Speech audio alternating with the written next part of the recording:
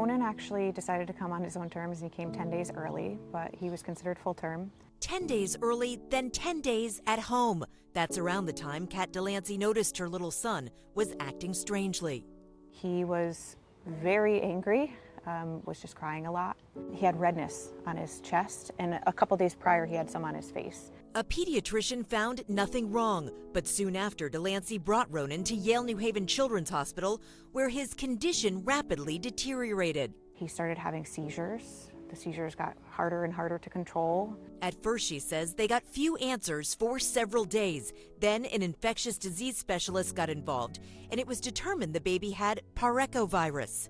They came in and just broke our hearts and told us that the damage got so bad that it created holes in his brain.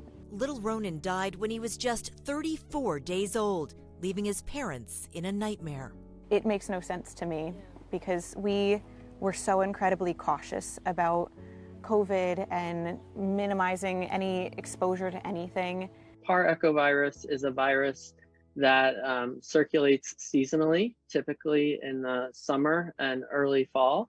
Dr. Thomas Murray of Yale New Haven Children's Hospital can't discuss Ronan specifically, but says cases of Parechovirus have recently popped up in Connecticut.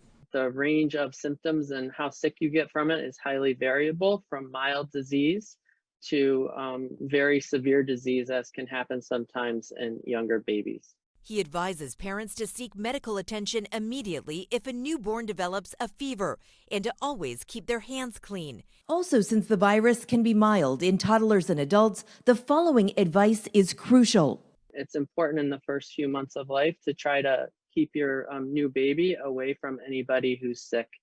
And that's true not just for this virus, but for other viruses that can also make babies very sick. You're reading him Charlotte's Web. So I was reading him Charlotte's Web.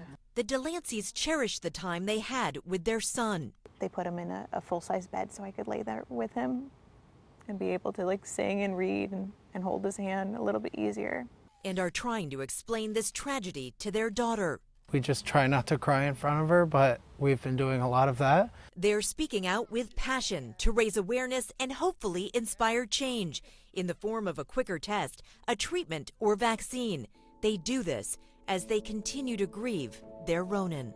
It's devastating. We are absolutely heartbroken and want no one else to ever have to go through this. If further down the line something can change, then he made a big impact.